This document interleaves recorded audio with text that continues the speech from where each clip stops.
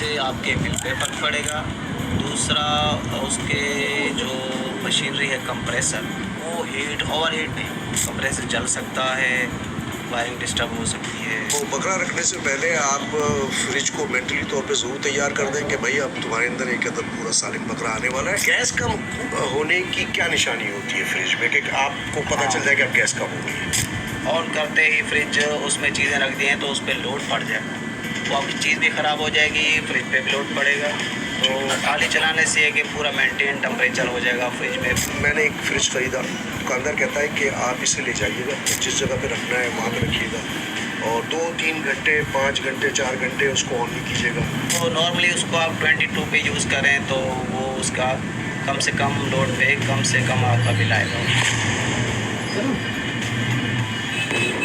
आवाज़ कम कर दो हल्की, रुको रुको चलने चला दो आवाज़। अस्सलाम वालेकुम, मैं हूँ हसन उस्मानी और आज मेरे साथ एक ऐसी शख्सियत मौजूद है जिनका ताल्लुक इलेक्ट्रॉनिक्स से है। इलेक्ट्रॉनिक्स इस सेंस में कि ये एक्सपर्ट है फ्रिज और एसी वगैरह के जो जितने मामलात होते हैं उसके एक्सपर्ट हैं। इनका बड़ा वसी तजुर्बा है और ये बैरून मुल्क भी काफ़ी अरसे रह चुके हैं। अभी मेरे YouTube और चैनल तमाम जो स्प्लिट और एसी और फ्रिज के जितने मेंटेनेंस के हवाले से इनके पास इंफॉर्मेशन है वो बहुत वसी है।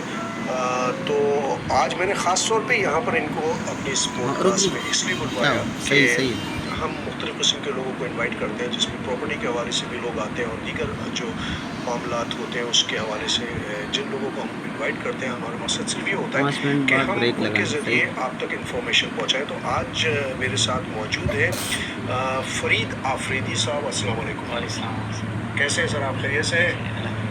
फरीद साहब को यहाँ बुलाने का मकसद ये है कि हम आज इनके मार्फत कुछ अवेयरनेस आप तक पहुँचाएंगे। बहुत सारे मामला ऐसे होते हैं कि वो फ्रिज में लोग स्प्लिट यूज़ करते हैं, एसी यूज़ करते हैं और फ्रिज यूज़ करते हैं, तो उसकी बहुत सारी छोटी छोटी सी टेक्निकली बातें हैं जो लोगों को नहीं पता हो। मिसाल के तौर पे गैस के हवाले से बताएं, एक बहुत ही कुछ केसेस रिपोर्ट हुए हैं स्प्लिट के ब्लास्ट होने की, उसकी क्या आपको गैस की वजह से है या क्या रीज़न है उसका?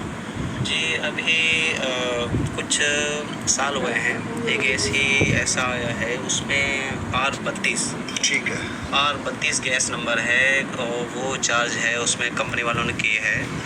तो मैं नहीं समझता कि उनको ये गैस सस्ती पड़ती है और क्या है इसका अल्लाह ही बेहतर जानता है, लेकिन सर वो गैस आग पकड़ती है। तो लाहौर में कुछ शहरों में एक दो वाक़यात ऐसे हुए हैं जो कि सोशल मीडिया पे लोगों ने देखे हैं, आवाम ने देखे हैं। तो इस पे पाबंदी होनी चाहिए जो कि ख़तरनाक है और हमारे जो इदारे हैं उनको इस पे थोड़ा सा कीमती जानें ज़ाय हुई हैं। उसमें कौन सी ऐसी चीज़ होती है जो नुकसानदेह जिसकी वजह से आग का उस पर वो होता है? जी, वो सेम लाइक जैसे LPG है, LPG बिल्कुल सेम वही चीज़ है। वो 1 सेकंड लगता है, कहीं भी अगर वो लीकेज हो रही है तो कहीं से उसको टास्क मिला तो वो फ़ौरन आग पकड़ लेती है। अच्छा ये बताइए कि कौन सा मैं हूँ, मुझे तो नहीं पता कि इसके अंदर गैस कौन सी है जी, तो उसकी कोई वो भी होती है कि आप शिनाख्त कर सकते हैं कि किस तरह इसमें कैसे बचूँ यानी कि? जी, इसमें सिंपल ये है कि AC indoor unit outdoor unit के ऊपर लिखा होता है। अच्छा, R32, ठीक है। तो उसके अलावा उसकी स्मेल से सिर्फ जो टेक्नीशियन है वो ही गैस कर सकते हैं, अदरवाइज़ अगर लिखा नहीं है तो उसकी स्मेल से टेक्नीशियन जो हैं उनको पता चलता है, बाकी कस्टमर को जो यूज़ कर रहे हैं AC उनको पता नहीं चल सकता। तो दूसरी बात ये है कि कंपनी R32 क्यों यूज़ करती है या उसका नेमुल बदल कोई दूसरा? जी बिल्कुल है सर, पिछले काफ़ी अरसे से R22, R410 ये बहुत ही बेहतरीन गैस है। ये कहीं भी आग लगी हो तो उसके ऊपर हम अगर R22 खोल देते हैं, सिलेंडर खोलते हैं तो वो आग बुझ जाती है। अच्छा, यानी कि इतनी बहुत ज़बरदस्त गैस है चीज़ें वो, तो जी। उसमें तो फिर आग लगने का कोई खतरा ही नहीं है। कोई खतरा नहीं, सांस के लिए भी कोई ऐसा मसला नहीं है, कोई ऐसा। ठीक है। तो ये है सर। अच्छा अच्छा, फरीद भाई ये बताइए कि एक इन्वर्टर इस जी। वक्त सिलसिला चल रहा है, लोगों को बिल्कुल नहीं मालूम है कि इन्वर्टर की जो अपनी एक टेक्नोलॉजी है वो कैसे अप्लाई होती है, कितने टाइम तक उसको चलाना होता है, उसके बाद इन्वर्टर की अपनी जो क्वालिटी है वो कारआमद होती है, वो थोड़ा सा बताइए। हाँ सर, इसमें कंप्रेसर जो है DC वोल्ट पे यूज़ किया गया है आउटर यूनिट के अंदर कंपनी ने।